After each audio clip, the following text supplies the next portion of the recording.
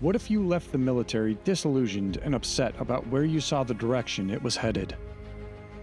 Losing sight of the purpose that you had dedicated your life to and finding yourself contemplating suicide. Searching once again for the answers and finding yourself drawn into multiple projects that led to possibilities you had never dreamed of in the past. Using skills that you were taught as a Green Beret to make that human connection to amplify the message and effectiveness of the mission you are now on. Join me as I talk with Scott Mann about his journey in commissioning as a Special Forces officer, facing a rocky military transition period, becoming a playwright, publishing multiple books, and coaching others to be better leaders within their own space and community. This is Veteran Success Story.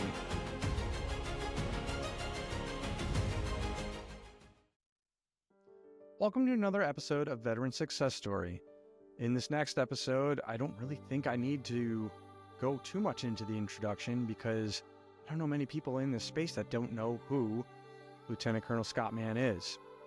Well, retired now, of course, but man, somebody who's really just had an impact out there between the multiple projects that he's had. But, you know, actor, author, playwright, storyteller, coach, leadership academy. I mean, you want to go into all of it. Scott is, you want to figure out really the title of his new book. I know I have the old one here behind me, Operation Pineapple Express, but his new book, No One Is Coming to Save You, A Green Beret's Guide to Getting Big Shit Done. Good book. You know, I met him earlier in the year, or last year, in Florida, and we had a little bit of a discussion, but since then I read the book and left enough of an impact where I reached out to Scott and I was like, hey, why don't you come on the show? Let's just talk.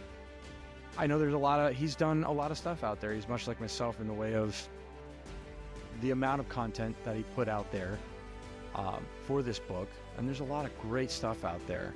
I didn't want to focus on the book, and I didn't want to focus too much on his journey. I actually wanted to talk more to Scott about the fact of human connection. It's something that keeps coming up in conversations that I've been having with some of the guys, and it fit perfectly in with another episode that I had already recorded that's coming down the road. So I actually think that one's up next.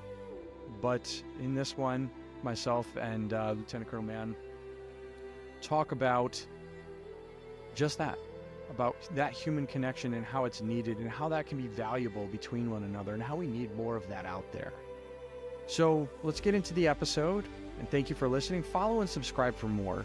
I know there's 97% of the people out there that are listening to this show. I'm not kidding about that number. I can see the metrics.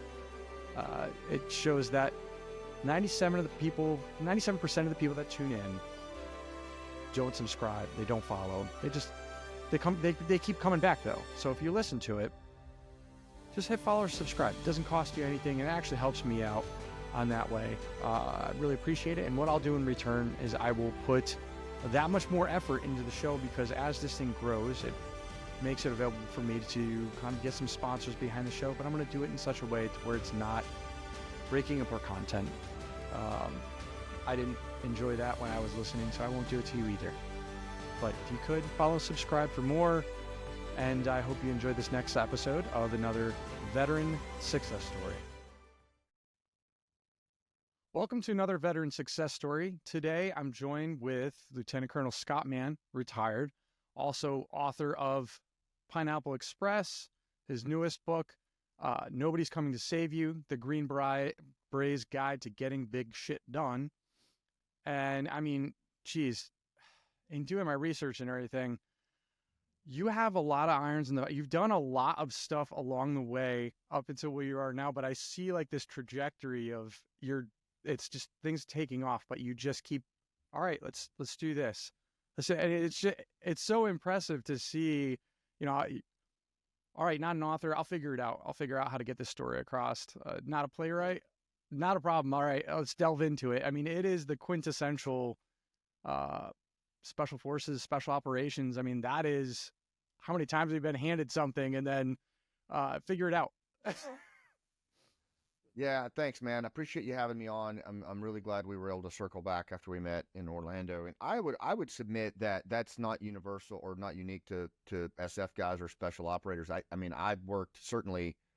In fact, I spoke to a whole room of paratroopers at y'all's your gathering, your annual gathering, and in my short 23-year career, I worked a lot with just combat infantrymen, paratroopers, hell, truck drivers, that were making that treacherous route around Ring Road. And what always just um and particularly in the global war on terror, what really just amazed me was the ability of our guys and girls to just get handed this shit sandwich and just say, okay, I'll figure it out. And they did.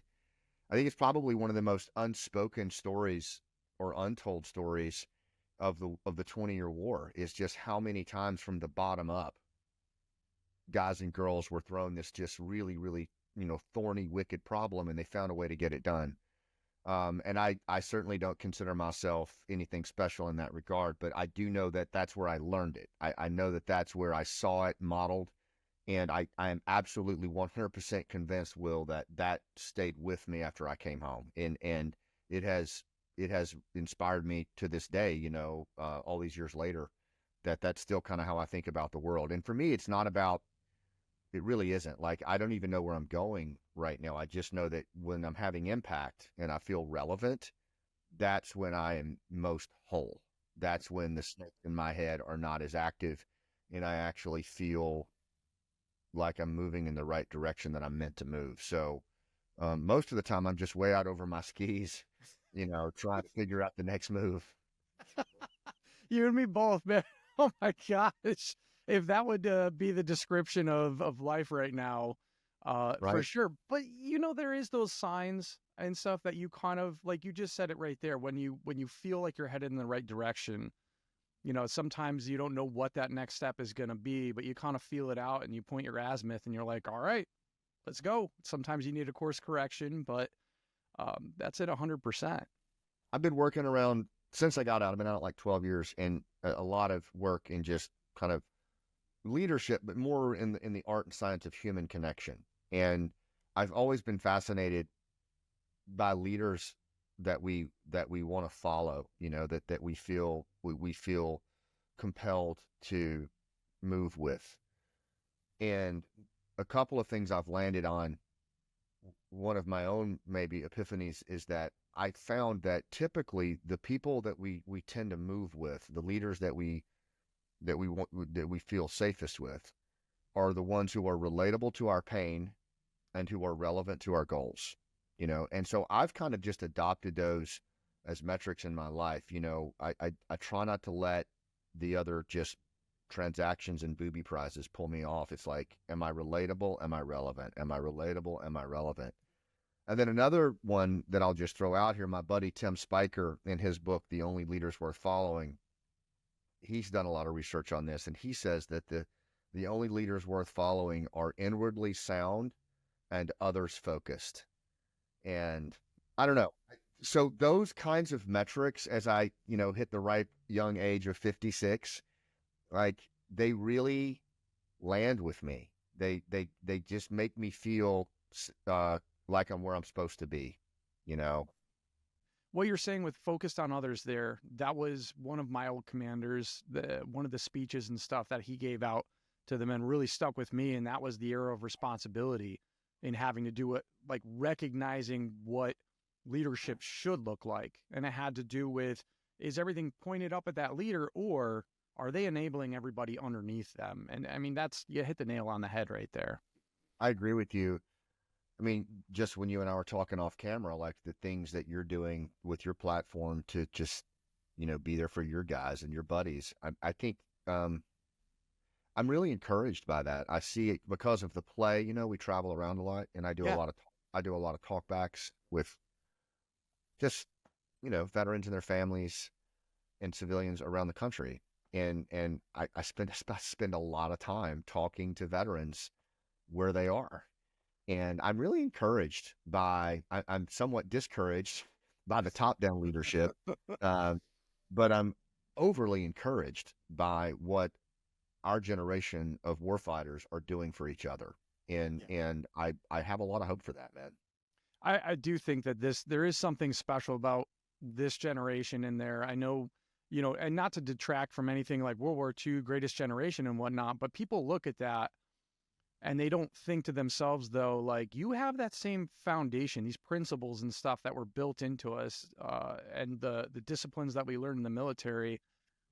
It's kind of that same foundation that we have there, and we have that potential. So it's like, get out there and one Yeah, word in front of the other. great point. And that's something too that, like, I always try to lead with when I talk about Task Force Pineapple as a nonprofit is I try to say is, look, what our veteran population and their families, frankly, represent in this country today, and whether that's global war on terror, Vietnam veterans, Korean War, um, I personally think, and I'm not just saying this, I mean, I really feel comfortable saying this, that our veteran population and their families are a level of human capital that probably represents the last best hope of this country. Yeah. I really do. I think that we have, for whatever reason, we have socially evolved to a point in our society that there are very few pockets of folks that you look at and you go, that's what right looks like. And granted, man, we are scuffed up as hell and we've got stuff to move through, but I really do believe that particularly the global war on terror generation, their work's not done. The war may be, the 20-year war may be over, but I really do believe if there is a pathway into better days in this country, it's our GWAT men and women that are going to shine a light on it. And I just think what an amazing thing for these humans to do after what we asked of them for 20 years, that they're still, it's kind of like the Vietnam generation. You remember how they showed up for us in the war? I can't tell you how many Vietnam veterans were at my shoulder throughout the war, quietly at the airport, calling in to check in on me. And then when Kabul fell, I don't even know how many called me. And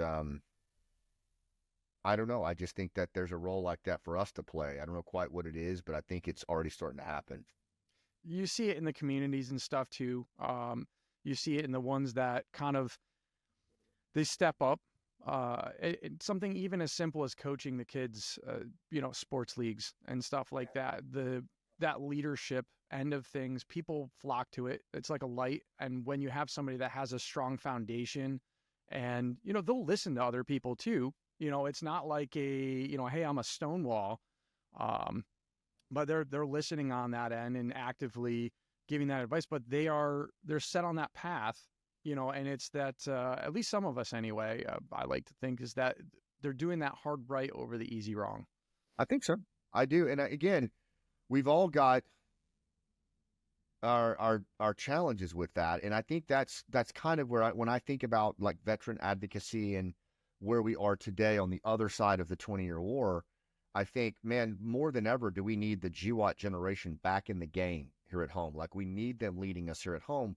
But there are things that we've got to, as a civil society, we've got to deal with that are going to, I think, that are kind of impeding that population getting back into the game to the degree that they could and leading us here at home. I mean, just one example is, just the moral injury, that occurred after the collapse in Afghanistan. And I know there's disagreement on how the war ended and whether we should have evacuated or not evacuated, but that's not what I'm talking about. What I'm talking beyond that point at this here, way beyond that, is that there was a level of harm done to a lot of people along moral lines that are still having massive impacts on very, very high performing people. And, one of the things that most experts on moral injury, if there are any, will agree on is that leadership is essential for moving from moral injury to moral recovery. In other words, that injury of the soul where, one went against one's code or was pushed to go against one code or one's leader violated that code. You got to have leader involvement in how you move away from that. And I don't see that right now. And I think that that's a big deal. Otherwise, that simmering wound is going to fester like it did with our Vietnam brothers and sisters. And that's not cool, man. I'm not good with that. I hear you on that one.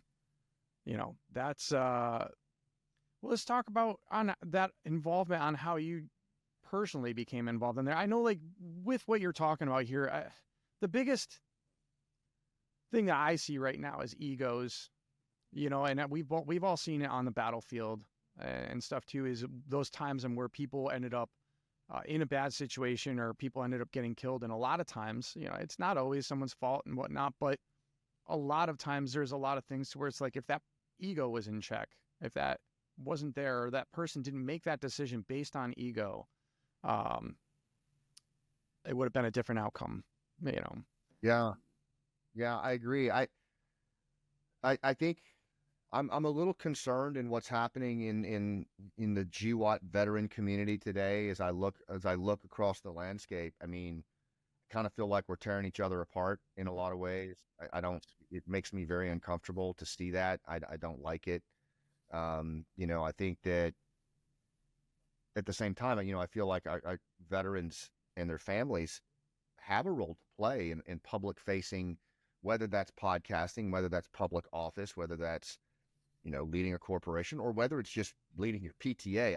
I think that veterans, being, this whole quiet professional thing, sometimes I think can be almost like a shadow problem. It can actually conspire to have us pull back and not step into the light and lead in a meaningful, responsible way. But you're right. I mean, the ego. My dad was a wildland firefighter for almost 43 years, and he fought these big fires like you see out in California, and he led one of the top two like fire teams in the country. There were two. They're called regional command teams, and he had a motto on that team, and everybody even had it on their bags and their gear, which was "Don't strut." And, my dad was very big on that for my brother and me growing up too. He's like, man, if I catch you strutting on the field or on the court, like I will literally come and pull you off myself.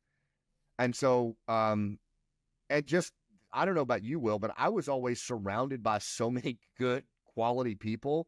Like the thought of even kind of like bragging on what I did was terrifying, because like I was so substandard to the dudes that I served with. And frankly, they saw a ton more action in combat than I did. I mostly found myself working in operation centers because I was a field grade officer. I did, some things, but certainly nothing, heroic or valorous. But I don't know. I kind of look at that like when you come home and in the storytelling mode, like that's not a necessary component of storytelling. It's not a necessary component of influence or relevance is valor. If you demonstrated valor, great, if that was part of the story. But if it didn't, then you don't need to make it so. Like, just tell the story. Like, because it's really about your personal experience with the struggle and taking off the body armor and letting the ego aside and talking about the actual, journey through it. Yeah. Hero's journey framework in storytelling does not mean you're a hero. That word simply means protagonist. And so I don't know. I think you're right.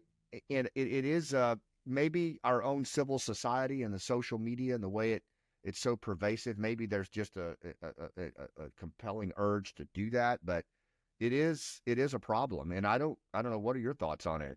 I mean, there's two things there. For one of them, the silent professional, we're living in the world of information, and it's case in point right here, this podcast, the ability to open up and reach X amount of people.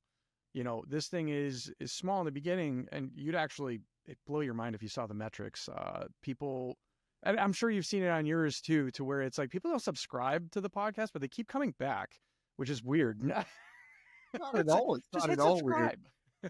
No, I could tell. Yeah, I mean, it makes perfect sense, and I think it's hard for you to probably realize it, like me too, because you're like, well, I don't know why anybody would keep listening to this, but because it's just me. But it is a cool thing to see. Yeah, please. It is. But you have the potential for people going out there, and we've all had the guy who embellishes and stuff. Yeah, and it's not even honestly. And I've seen it with some of the stuff. I went through a little bit of this stuff in writing the book, my own book on that end. Yeah. And it was the fact on where Sometimes people will remember things differently. Sometimes they do blow it up in their head. I actually I tried to be very careful about that and be like, hey, we're not embellishing anything. We did do a great thing. And in some of the stories there, I decided to tone it down more because I was like, look, it was crazy, but that's not really what's important on what's happening here. But yeah, I mean, I think really what it is accountability. There's been a lot of lack of accountability out there. And then when someone does stand up and they're like, all right, hey, whoa, here's the facts. And then all of a sudden it just becomes this big pissing match. And I don't understand completely the reason for it, other than, all right, maybe I screwed up, you lose face that way. But at the same time, who knows? Yeah, I don't know either. I don't know either, and I agree with you. I mean, when we tell stories, there's always, particularly when they're around intense moments, right? So the details get skewed, and storytelling always has some form of embellishment because it's the point of view of the teller, right? So there's always going to be an inflated or deflated perspective. That's the flawed aspect of storytelling. Yep. But there's always, but the through line is always truth, right? You always want truth to be the through line on the storytelling. And the other thing, and this is where I think a lot of people miss it, and where, just years of studying storytelling since I got out of the military with neuroscientists, performers, even indigenous storytellers. Storytelling is done in the service of the listener, not the teller. Yeah. And I think that's the thing that is most often flipped in an unhelpful way, is that someone tells the story for their own benefit, right? And it's not in the service of the audience. But if you look at the biological relevance and purpose of storytelling over the last 70,000 years, it was for me to stagger into the campfire 10,000 years ago and say, all right, let me tell you all why saber-toothed tigers make shitty pets, right? And everyone around the campfire is like, they're in a trance state and they're listening autobiographically, right? And so when I talk about the way the saber-toothed tiger, tore me up and how it broke my heart, I thought it was my pet, and here's what I learned and here's how I changed. People are literally feeling that, in their chest cavity. And now they've now learned at an accelerated rate through my lived experience as if it were their own at a sensorial level. And that is, at the most fundamental aspect of storytelling, that's what it is. And I think what's happened in today's society is we've stopped telling stories in the service of the audience, and they're serving ourselves. And I think that's a major mistake, and it will invariably end up with a grenade rolling back in the room with you, You're not wrong there at all. So let's, I know you've probably told this story a few times and whatnot, but I know one of the things that hit me in reading through the book was talking about your own experience within the VSOs and stuff. I know that we had a little bit of kind of that same, hey, we're out there, we're living with the Afghans, we're not doing the, in and out hits kind of thing. We were right there living with the ANP, 30-man element. But it sounds like a lot of the same thing that you guys did there with the VSOs. And I know they were stood down a little bit later on, which was a shame just because I could see the writing on how Afghan people operate. There's this huge human aspect there to where they really haven't been, I feel anyway, their society hasn't just been taken over by technology in that way. And they really value that human connection, and those connections there are lasting. And it's almost a model of, it really is like a model of how we should be in that way. Really, there's that whole, what you just said is a whole podcast. That's really good. I would say with the village stability operations, that was the formal title of it. And to be super candid, I agree with you. I think it was probably, and there have been other pretty senior folks that have said it was probably the only strategy or approach that ever had a chance of working in Afghanistan. And it was in fact working. We went from 6 villages in 2009 to 113 villages by 2012. Now, these villages, as you know, were in very contentious areas. I mean, some of the most contentious areas of Afghanistan. And what this program was designed to do, for those of you that don't know, is like, think of kind of a modern day Magnificent Seven, whether you want that to be, was it Yul Brynner or Denzel Washington? There's two different makes of it. But the storyline's the same. Is a handful of cowboys go into a Mexican village, and they help the village stand up against local banditos, bad actors that have infiltrated the village and are basically, taking advantage of the village. And so that was the approach at a most basic level of village stability operations. But here's the thing, and this is the story that a lot of people don't hear, is that program did not start until 2009. Now, when we went into Afghanistan in 2001, 2002, Green Berets were one of the first groups in, and they're chartered to do the by, with, and through thing, Will. They work from the bottom up, kind of that Lawrence of Arabia work. And so it was not a stretch at all for them to go in like they did, work with the Northern Alliance, some of the Pashtun tribes in the South.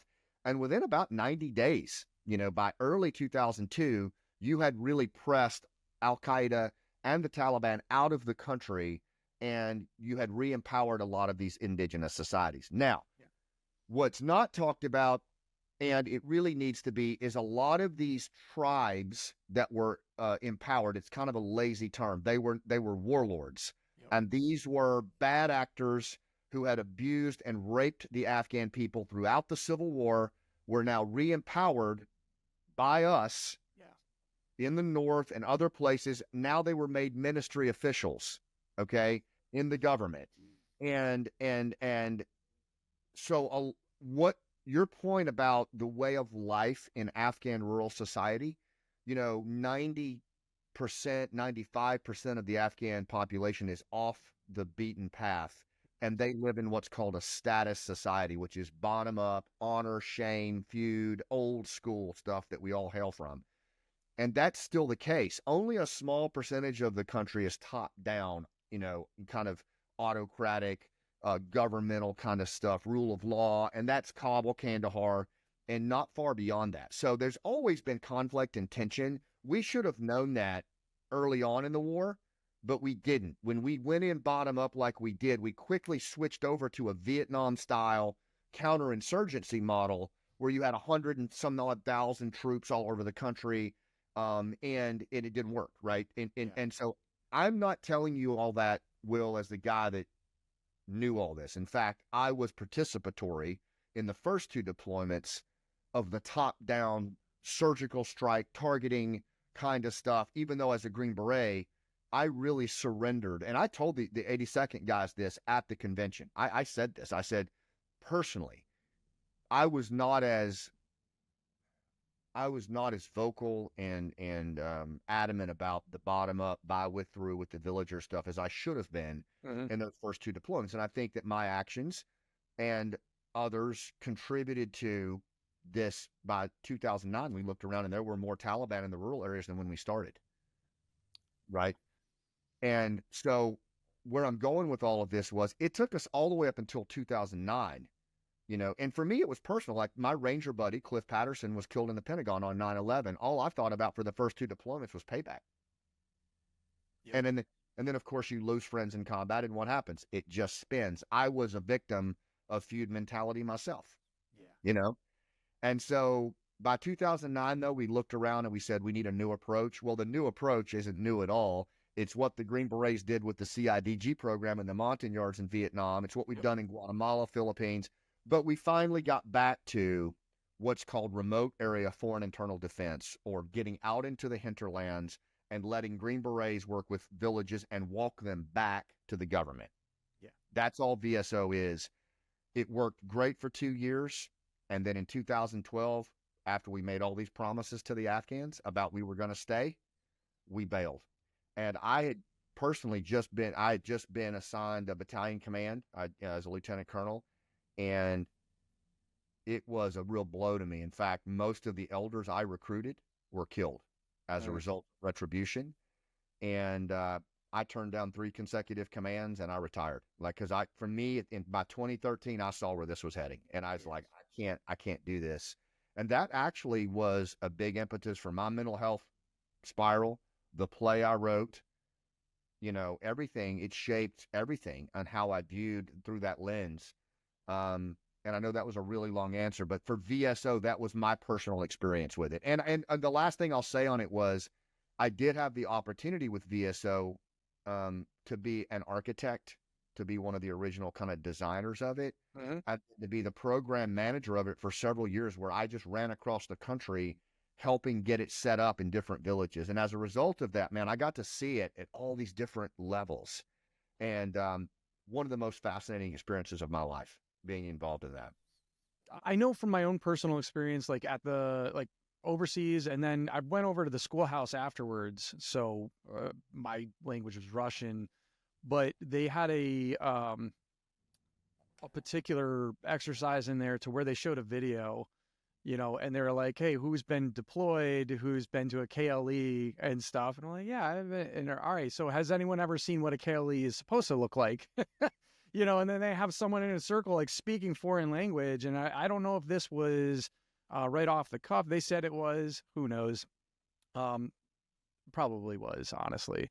But you could see the surprise in the faces of the ones there when he's not using his interpreter, and just speaking very fluent back and forth, and that breaking down that first barrier right off of that, and how they use that, but then creating that human connection and stuff. And it's like, oh, that's what a KLE is supposed to look like. Got it. Okay, there's something here, and I knew, I went into Afghanistan. I think I read, and I have it back here on the shelf somewhere, but the field manual for coin that Petraeus had put out. But I knew that in that particular country, that was what we were looking at. That was what we were going to be doing. So it's like, hey, how do I plus myself up on the knowledge to do that? Saw what wrong looked like, and then got to see a little bit of what right looked like, and it was that stark difference. I mean, it was you guys do a hell of a job on that end. At times we did, at times we didn't.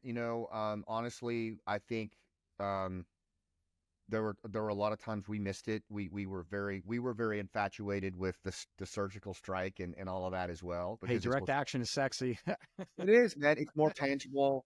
Yeah. And we kind of lost our way on that. And we're still, frankly, in my assessment, we're still a bit of a house divided in the Special Forces Regiment on which way are we going here? Are we by, with, and through? Are we door kickers? And there's still a pull, a tug on that. But the other thing I will tell you, man, and I said this at the convention with the paratroopers, and I'm adamant about it. I don't apologize for it at all. One of the things that I wrote, the reason I wanted to write the book Pineapple Express in third person was because I felt like this was not my memoir at all. Like, this truly was the story of multiple actors who stepped in as protagonists throughout this, almost like a Dunkirk kind of thing, right? And I just happened to be positioned as a good note taker, and so that was how I approached this. But I told the guys in the room at the airborne convention, I said, I would love to be able to sit up here and tell you that at the end of the Afghanistan war, there were Green Berets, on the other side of Abbey Gate, pulling in the commandos they had recruited and built over the years. And this is no fault of the Green Beret operators, right? But there wasn't a single Special Forces ODA, on the ground when Afghanistan collapsed. Not one. The last time an ODA had been on the ground as a coherent 12-man team, to the best of my research, and I've looked pretty hard, was somewhere around June, right? Kabul collapsed in August 15th.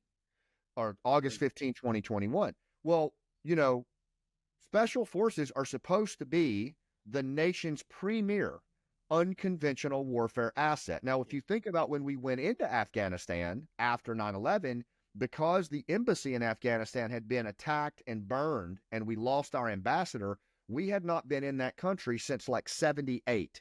So when we went into Afghanistan after 9/11, and we desperately needed to get in there, Fifth Group had no pre-existing relationships with any of the locals. So they brought CIA dudes out of retirement, right, to form these jawbreaker teams to go in there and at least know who dudes were.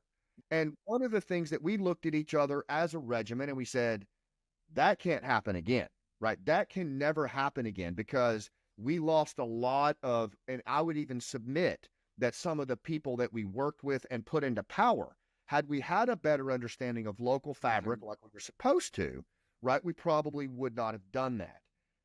Now, fast forward to August 15, 2021. Here we are. We've been in there for 20 years. We've built a special operations component that does 95% of the fighting in the country. And it's over 30,000 commandos, Tejas, special forces, right?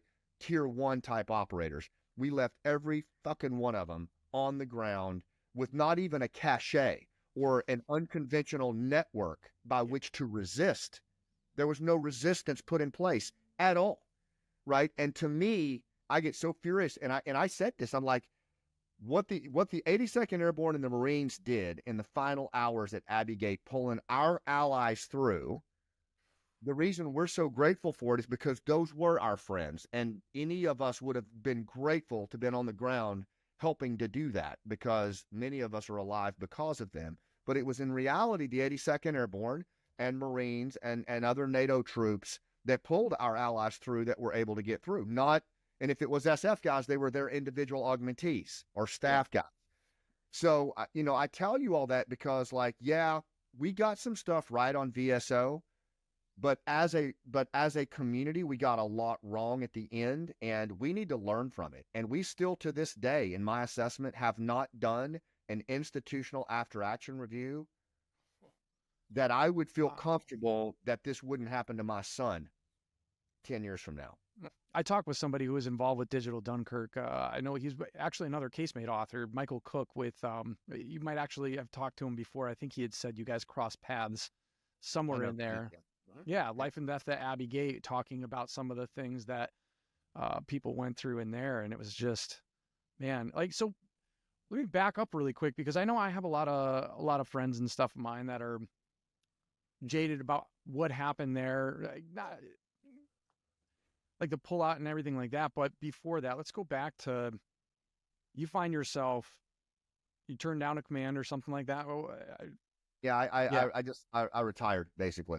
Yeah. And you left, you're just, it sounds disgruntled, and sort of searching. You had lost that purpose and stuff, but you found yourself in a closet. Yeah. It got pretty dark. It got real dark for me. I mean, it started looking around the country at the level of division in the country, kind of like Younger says, the level of contempt everywhere I looked. And I was like, man, what's the point? Like, what we did all this over there so we could, tear each other apart here at home. And I think it fueled what was already a level of moral injury from how we had really abandoned our village stability partners. I felt very responsible for that. I didn't have any answers for it. A lot of what I had believed in terms of by, with, and through had been violated, frankly. And, I wasn't really leveling blame on anybody but myself.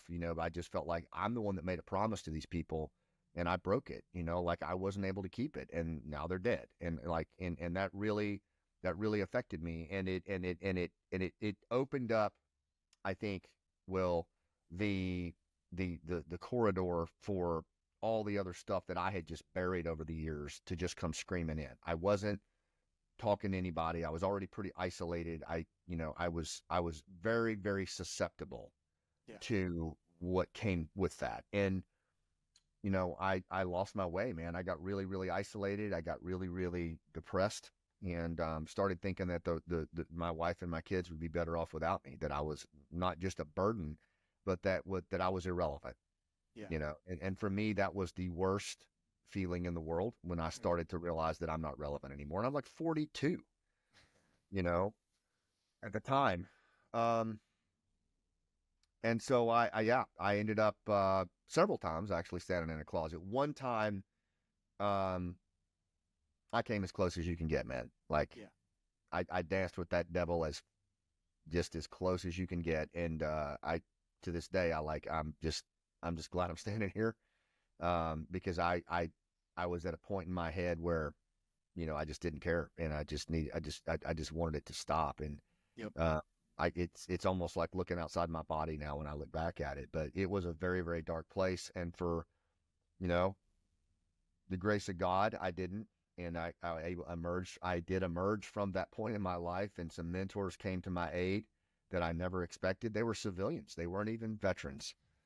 And who, they turned me on to the modality of storytelling as a way to heal, just as a way to heal. It wasn't with anything else, no expectations.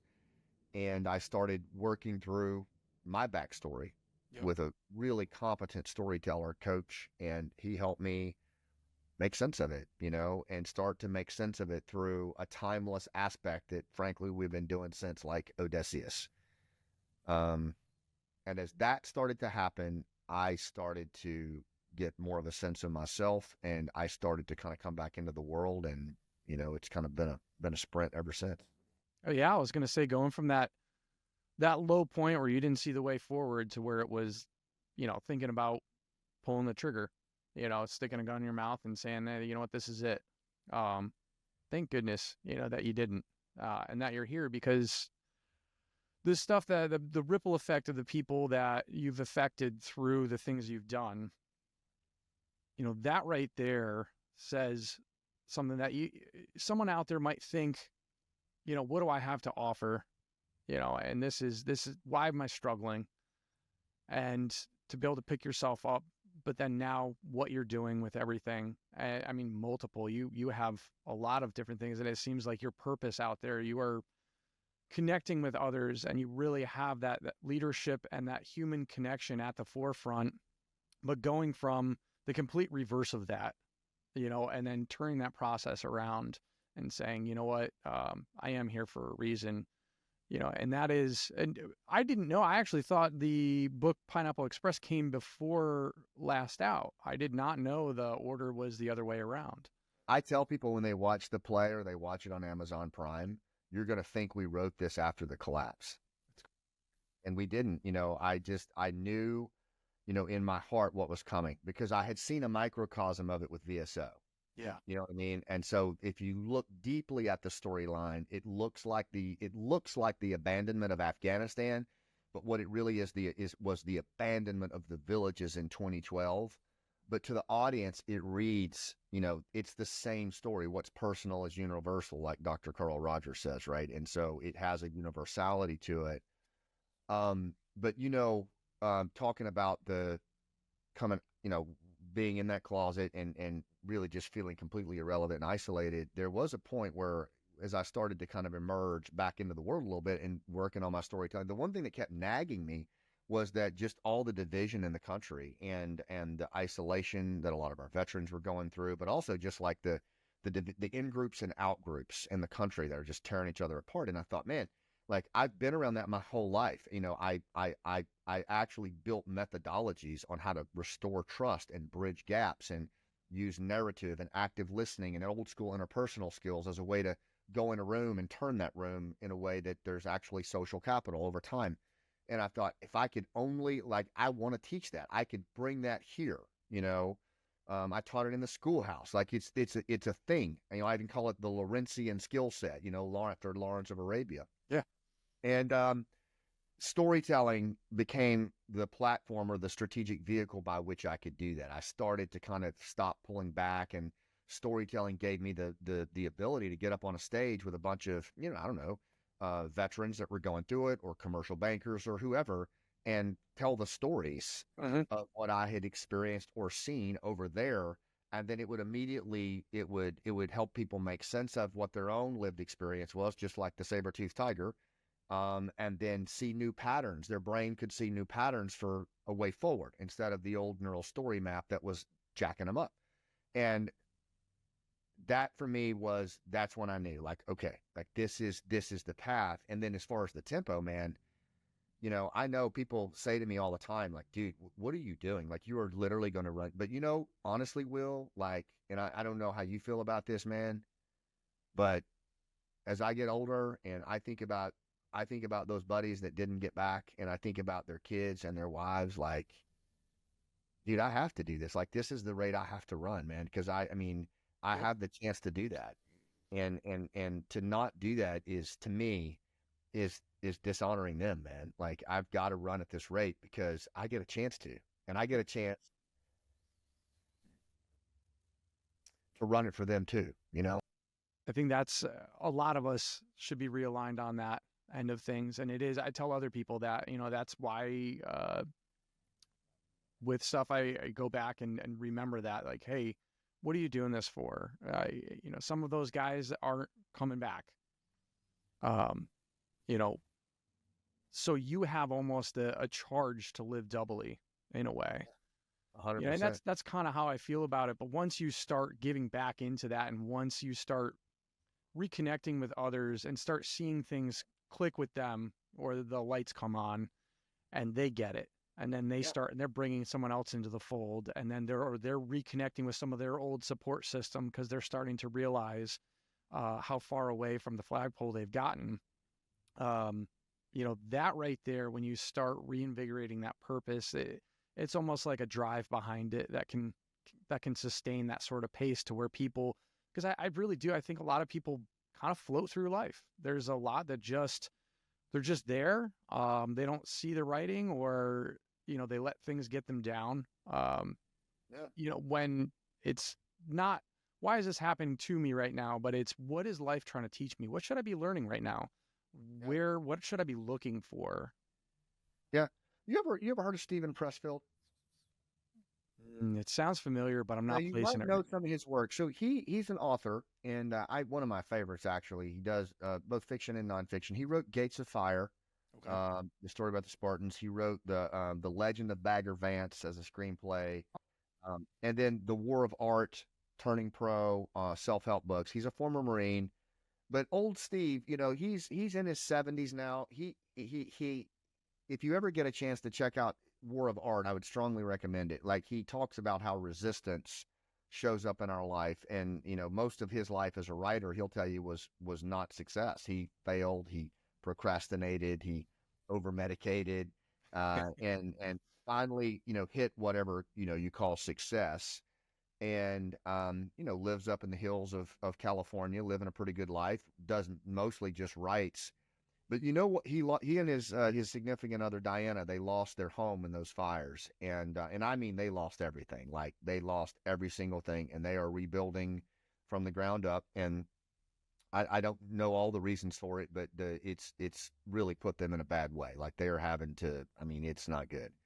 But you know what he does is he always had this blog called Writing Wednesdays, and now, as they're up on that mountainside every day trying to figure out how the Corps of Engineers is going to get these trucks up there to move stuff off their home, and he writes about it. He writes about it as he goes through it, and he just says, I have an obligation to share with you guys what I'm going through, what we're learning, and because this is the grist for the mill right here, And I thought, man, to have the presence of mind to do that, and to be able to do that, I just loved it. And I just think because I talk to guys sometimes, and they'll tell me, like, buddies that are veterans, they're like, man, I've done so much, I've really effed up. I've lost my family. I've been using, and I'm like, brother, that's just grist for the mill, man. Like, that's the rocket fuel for actually getting back in the game and having an impact. Like, because how many other people do you think are in that spot,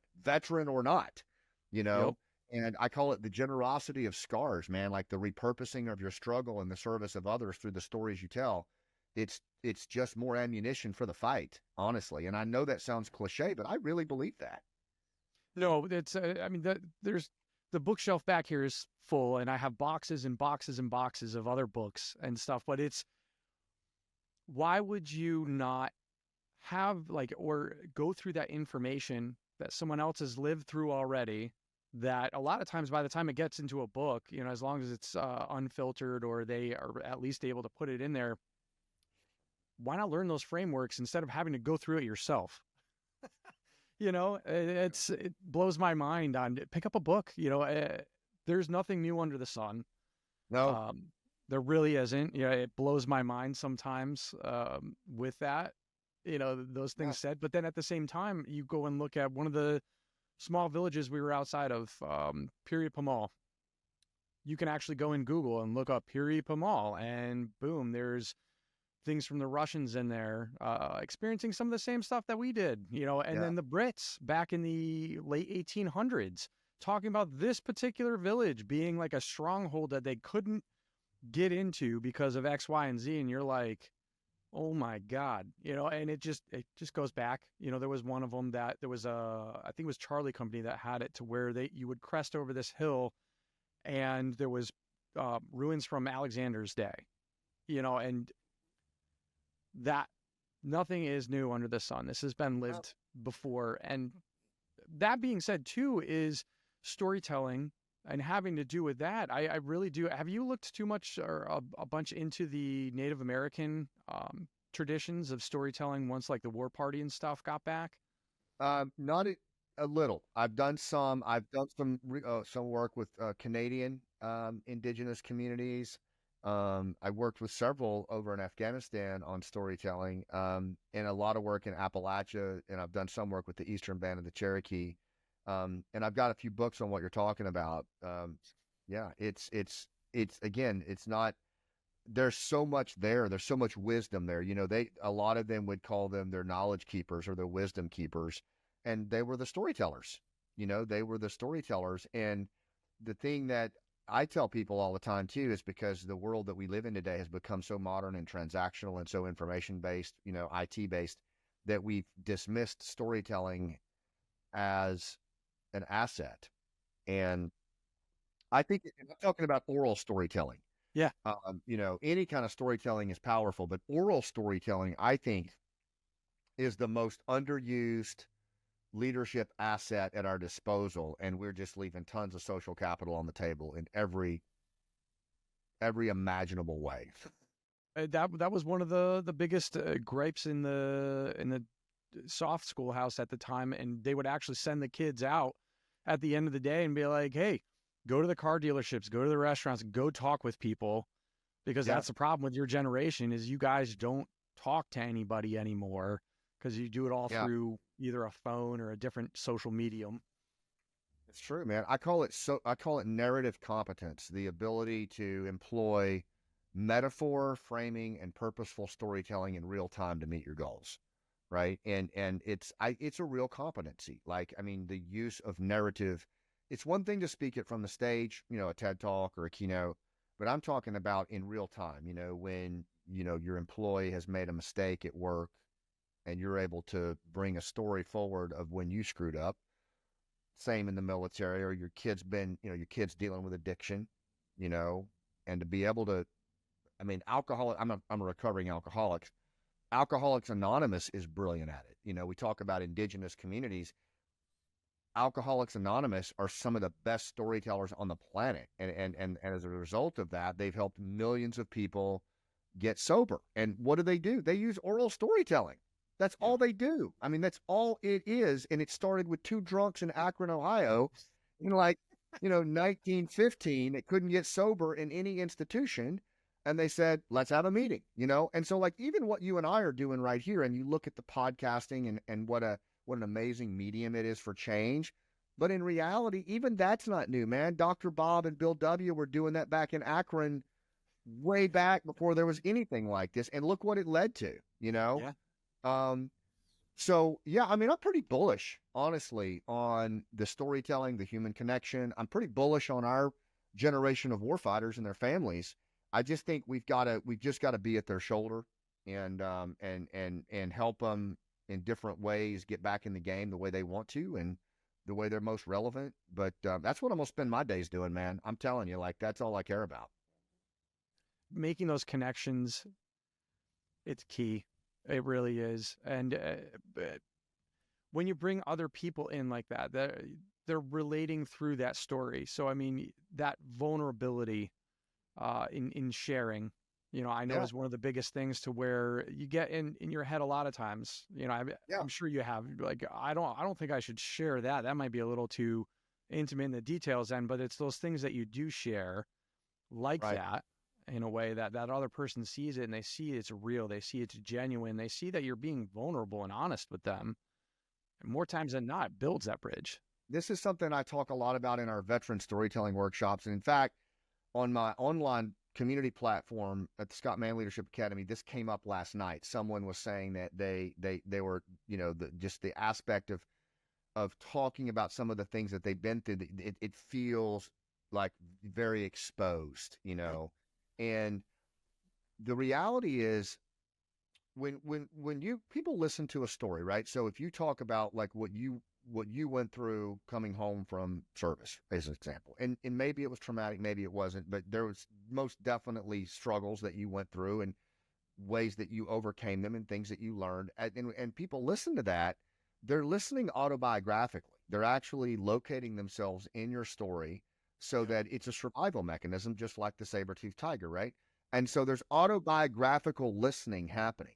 And sometimes I think the vulnerability thing, the way Brene Brown has presented it, and she's really brilliant, I think in some ways maybe it kind of can scare certain folks off because like we're trained, don't be vulnerable, don't stick your jugular out, that'll get you killed. And what I tell folks is, look, humans are social creatures. We're supposed to be social. And so storytelling is a social modality for accelerated learning and wisdom. So when you're talking about pivotal moments and struggles and traumas, maybe instead of saying I'm going to be vulnerable, just ask yourself, how do I be relatable right now? Right? Yeah. How can I be relatable in this moment? And what I found is if you're really focused on being relatable to the other party as you tell that story in their service, you'll be just vulnerable enough that's appropriate for that moment. It'll just happen. Rather than being vulnerable as an intention, be relatable as an intention and let the vulnerability just come alongside. And it will. No, that's solid right there. Thank you. Yeah, no, that's really good advice. Thanks, man. Yeah, I think, and I have to do that too, because I find myself, no. But then I think, all right, well, who am I telling this story? I'm telling this for them. This isn't for me. This is like, this is what can, I got scuffed up. So maybe we can learn something from this. And when you just focus on relating to them and what they need, they just flips the whole thing. So that your book goes into some of that on the newest one, and talking about cutting through the churn is what you put it as. And I keep coming across that term in there. And I'm like, man, there's the churn again. Like, what does he mean by the, so matter of fact, I'm actually just going to ask you direct. I have my own ideas of what the churn is. And I don't know if that was intentional in your writing. Like, okay, like let the reader kind of decide. But what is the churn in that book? Well, I mean, I define the churn as just a novel, unprecedented set of social conditions that basically gets in the way of us connecting with other humans, right? So it's the enemy is not the Democrat or Republican across from you, although we act that way. The enemy is actually the churn. So the enemy, just the same way that if I go into a village, it's really easy to think that, especially after we just came out of an IED, that elder that's sitting next to that AK-47 kind of looking smugly at me is the enemy. But he's probably not, right? There's a set of social conditions that have to be dealt with here. There's 40 years of pre-existing microhistory, grievances, like that's got to be dealt with. And I think that's the case here in our country today. And so the churn, I kind of give it three macro subdivisions. It's the arena that we live in. It's the environment, right? It's volatile, VUCA, uncertain, complex, and ambiguous. Then it's the human terrain or the human operating system of the, I call it the 4Ds. We're overly distracted, disengaged, disconnected, and divided, right? And so each of those in the human terrain is really new. Like we have not been as distracted in the last 5 years as we are right now. We have not been as divided in the last 5 years as we are right now. So it's novel. And then the final one is actually internal. And that's what Stephen Pressfield calls resistance. I think we're dealing with higher levels of resistance, self-sabotage, imposter syndrome as a result of all the social media and the pressing on us internally. We're more inclined to pull ourselves back from those moments. So there's both external and internal pressure that I call this churn and learning. So in other words, I could be the best in the world at negotiating the human across from me. But if I don't have that inwardly sound ability to quiet my own resistance and do diaphragmatic breathing to bring myself down to a parasympathetic state, then I'm just going to, it's what I do with that negotiation is not going to matter because my own resistance is what's going to take me out, and put me into that trance-like state. So the churn, and I do leave some room there for the reader to really contextually form it in their own mind. The big thing I just want to get across is it's probably not the dude or dudette across from you that's the enemy. That, as Sebastian Junger says, when we treat our neighbor with the same contempt that we treat an enemy, we are not long of this earth, and that's what we're doing. And so I'm just trying to redirect it metaphorically into the conditions that surround us. So let's figure out how to navigate that and connect with the human across from us instead of trying to take them out. How many times have you sat across from somebody who you thought you had a disagreement with and then realized that the both of you were really had the same end goal in mind? You were just saying it in a different way. Exactly. Have you ever heard the old saying, it's hard to hate the storyteller? No, I haven't. If you stop and think about it, if you honestly ask someone a how or what question about their backstory and you listen with full intention to see the pictures in their head, it's almost impossible to hate them when they tell their story. That makes sense. Yeah. Yeah. Because if you're open about it. Yeah. I mean, at the end, Adam, you may not agree with them, but you now have a level of shared perspective. Yep. Of why they do what they do, where it comes from in their life, and there's a narrative. It's made sense of what their actions are. And you may not agree with it, but now we have a shared perspective and there's a bond. And that's why I say, like, it doesn't matter what the culture is, the language, the race, the ethnicity. This is primal 250,000-year-old stuff. Like, if we just tap into meaning and emotion and social connection and storytelling and struggle, those alone can be wonderful assets for us to navigate the churn. And you don't do it anymore. Much stronger together as a group too. I mean, that is, oh yeah. Oh my gosh, when you try to do something on your own, but then like, hey, this person knows this or this and that, and you start reaching out and creating those networks and someone that you could reach out to, or they reach out to you about something, and you start realizing that you can plus each other up, and oh man, I guess just get there so much quicker. People ask me what the biggest takeaway I had from Pineapple Express, and you know what it was? It was that, the power of relationships in a crisis. I mean, basically, I came right in this room, just right behind me when we started working to get Nizam out, and I was calling buddies, Will, I hadn't talked to in 10 years, and that, what they said? It wasn't like, okay, Scott, let me get back to you. And I got my wife and kids right now. And every single one of them said, Nizam, are we putting the band back together? And I'm like, well, I don't know. Kinda, maybe. And they're like, I'm in, man. Well, tell me what we're doing. What do you need? Every one of them, even a battalion commander, 1st to the 10th in Stuttgart, Germany. Hey, let me clear my calendar for the next 72 hours. Tell me what you need. And he ended up being the guy that walked Nizam in and guided him in, because he was his team leader, and he knew that. He knew that was the role he had to play. So he's like, I'm clearing the deck for a sec. Now, if I had called him cold, and said, I don't think that would have been the case, but there was such a pre-existing amount of social capital. And that's what I think we're just forgetting in today's society, is like, it doesn't matter what the crisis is. You're not getting through that shit alone. You're going to get through it based on the relationship portfolio that you built when risk was low. Yep. Well, didn't you just do something with your community more recently with one of the hurricanes? We did. Yeah. I mean, we've actually leveraged Pineapple for the fires in West Maui. There were other volunteer groups that did much more in Western North Carolina than we did, but we delivered Narcan into unreachable areas. We delivered trauma intervention teams to ministers and first responders in places where they hadn't even seen the National Guard in 2 weeks. Yeah. And it was all the Pineapple Network that did that. And again, that's not unique to Pineapple. That's just what I'm trying to make the point here, is that the relationships you build when risk is low are what you're going to count on when the stakes go high. Yeah. And we've forgotten that in this modern world. Well, that and the ability, like, people just, that binding together when that flag goes up and says, or the star cluster goes up and they're like, hey man, like, what this now needed, like, and just how many people jump out there. My old sergeant major was I saw pictures and stuff, but they were riding in the Asheville area on horseback. Insane.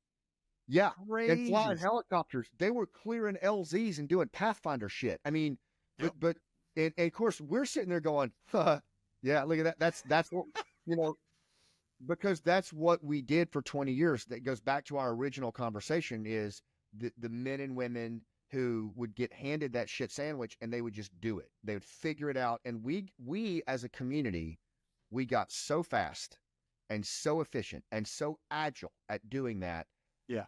that we don't even realize that it's a collective superpower in our community. We look at each other and go, "Oh, doesn't everybody do a pack train into Western North Carolina when there's no way to get to people? Isn't that what you do?" Am I? But the reality is, it's a very special thing, and that could be applied to a range of problems that we're facing when institutions fail.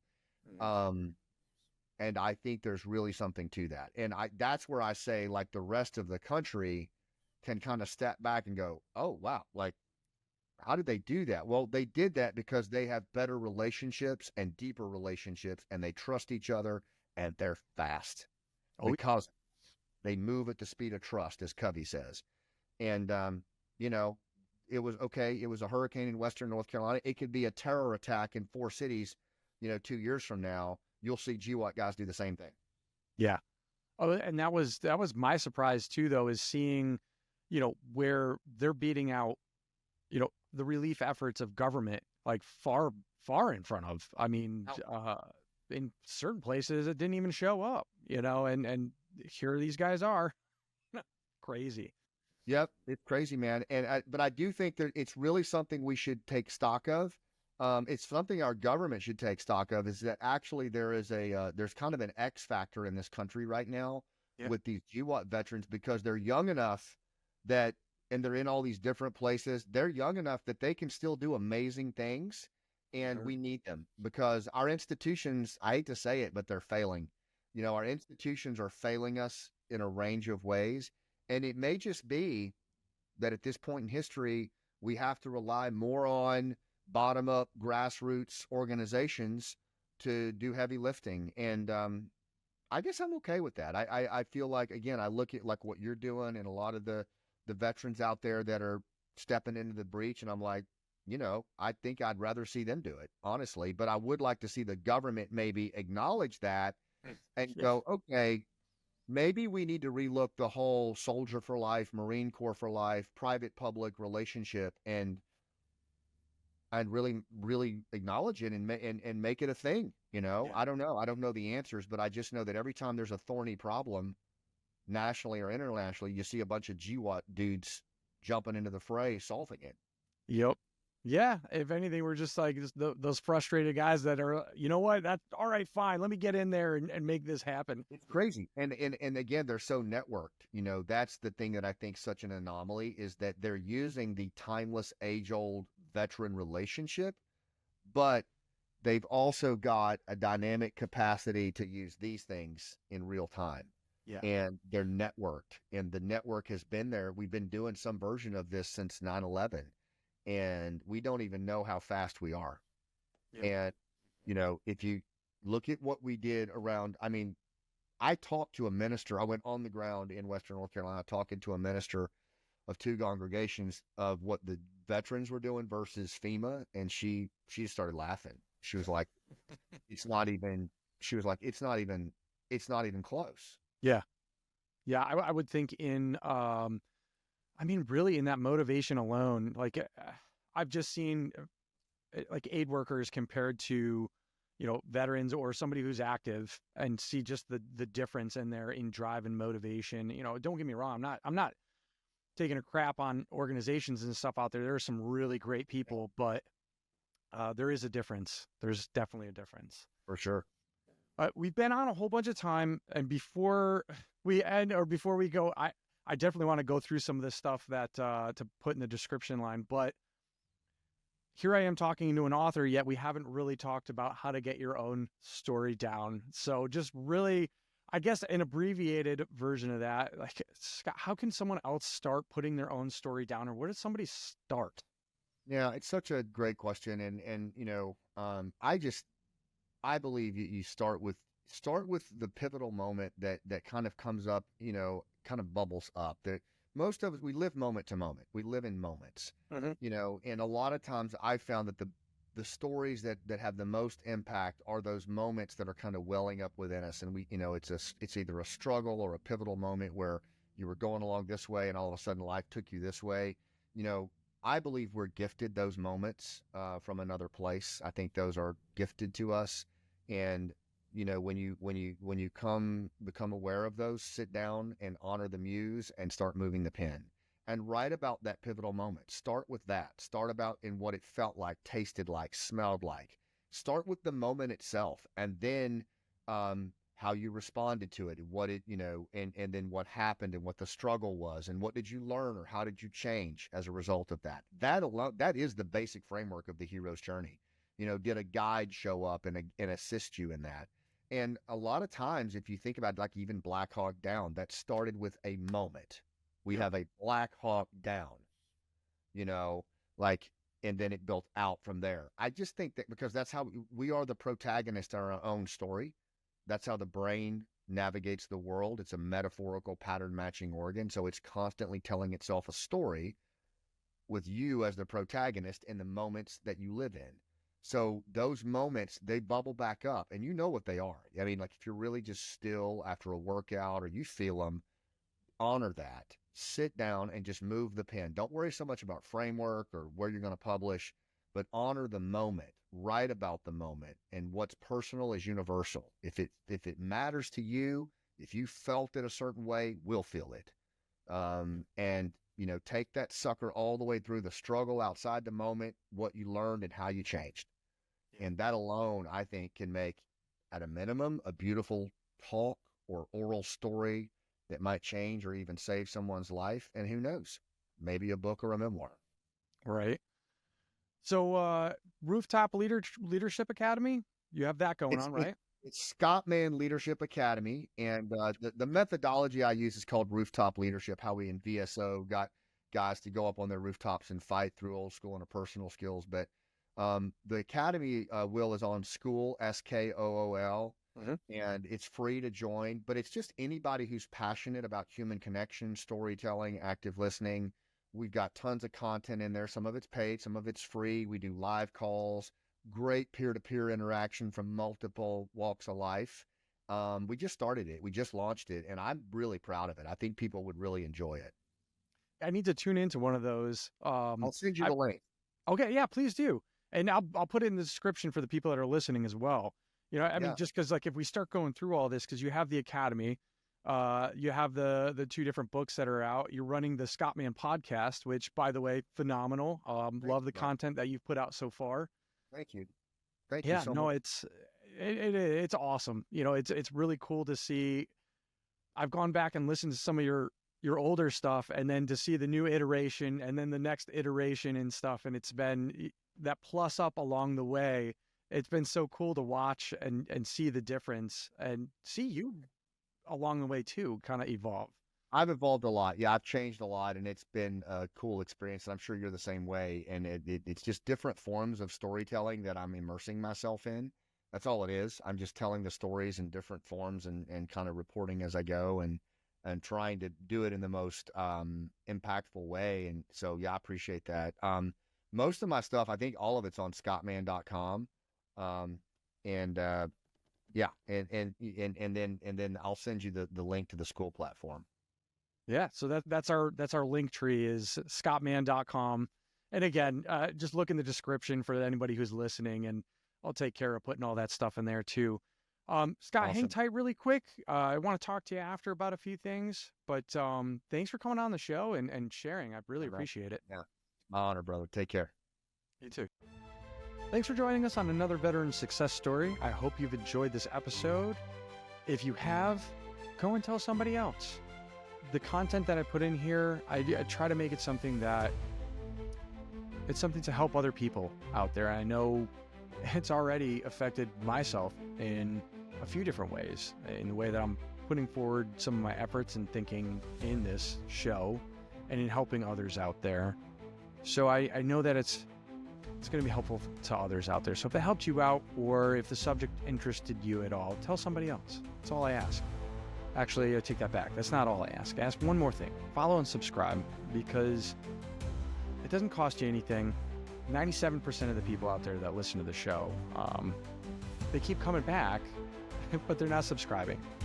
That's how I can actually provide this sort of thing, or keep this show going in a way to where I'm not going to have to put ads into it. I don't want to do that. I didn't enjoy it I don't enjoy it when shows do that, and I won't do that to you, or at least hopefully not. But with more subscribers, more followers, I'm able to reach more people. And I'm not going to, this platform is really being built in a way to amplify others' voices. This is not about me. This is not really about my story. This is about others and amplifying their message out there in ways that really I've found personally helpful. So go to scottmann.com for more. Check out his book, Operation Pineapple Express, which everyone knows. I think he was featured recently on the Jack Carr episode. So if you don't know much about that book, you can go over there. Multiple other podcasts out there. His newest book, Nobody is Coming to Save You. Another great one that's out there. You can find it almost anywhere. I think he even has it in Walmart now. So scottmann.com, look into his Leadership Academy, Rooftop Leadership, and I'll put all this stuff in the description links. If you guys like the show, again, tell someone else, subscribe, all that good stuff. But tune in next week. I have somebody else coming on the show to where I think you guys are really going to enjoy this next episode. Check it out, and I'll see you next week. This has been yet another veteran success story.